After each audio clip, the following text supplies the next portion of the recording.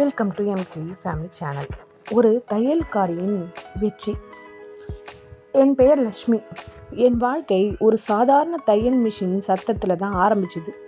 ஆனால் அது எப்போ ஒரு பெரிய கதையாக மாறுச்சுன்னு எனக்கே தெரியலை. நான் ஒரு சின்ன கிராமத்தில் தையல் பண்ணுற பெண். காலை முதல் இரவு வரை டட் டட் டட்னு மிஷின் ஓசை, அதுக்குள்ளே என் சிரிப்பு, என் கண்ணீர், என் கனவுகள் எல்லாம் கலந்திருந்தது. எல்லோருக்கும் நான் ஒரு சாதாரண டெய்லர் தான். ஆனால் என் உள்ளே நான் வேற மாதிரி யோசிப்பேன். நான் இங்கேயே முடிஞ்சுவிடக்கூடாது, இன்னும் பெரியதாக ஆகணும். ஒரு நாள் மழை ரொம்ப வேகமாக பெய்ந்தது. மின்சாரம் போயிடுச்சு. நான் ஒரு மெழுகுவர்த்தி ஒளியில் தையல் பண்ணிக்கிட்டு இருந்தேன். அப்போது கதவு தட்டுற சத்தம். திறந்தா ஒரு இளைஞன் முழுக்க நனைஞ்சிருந்தான். அக்கா, ஒரு ட்ரெஸ் அர்ஜென்ட்டாக தைத்து தர முடியுமான்னு கேட்டான்.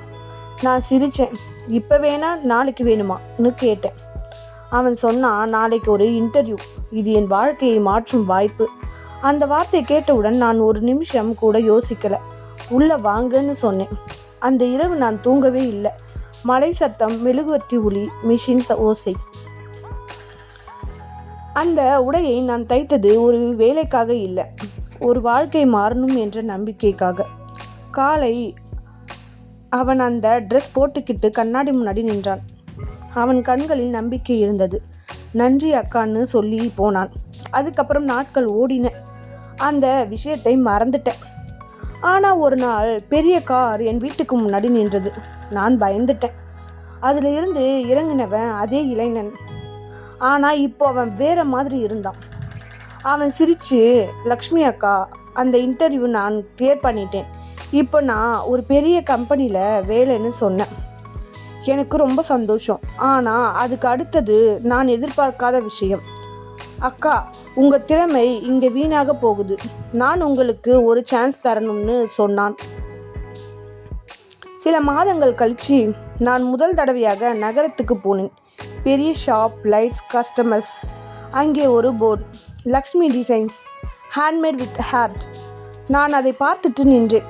என் கைகள் நடுங்கின. இது என்னோடதா என கேட்டேன். அவன் சிரிச்சு, ஆமாம் அக்கா, நீங்கள் தைத்து ட்ரெஸ் இல்லை, வாழ்க்கை. இப்போ உங்கள் வாழ்க்கை மாறணும்னு சொன்னான். அந்த நாள் முதல் நான் ஒரு கிராமத்து டெய்லர் இல்லை, நான் ஒரு டிசைனர். ஆனால் இன்னும் நான் மாறலை. இப்போவும் நான் தையல் பண்ணும்போது அதே மாதிரி நினைப்பேன், இதை போட்டவங்க சந்தோஷமாக இருக்கணும். ஒரு நாள் ஒரு சிறுமி என் ஷாப்புக்கு வந்தாள். அக்கா, எனக்கு ட்ரெஸ் வேணும், ஆனால் பணம் இல்லைன்னு சொன்னாள். நான் சிரித்தேன்.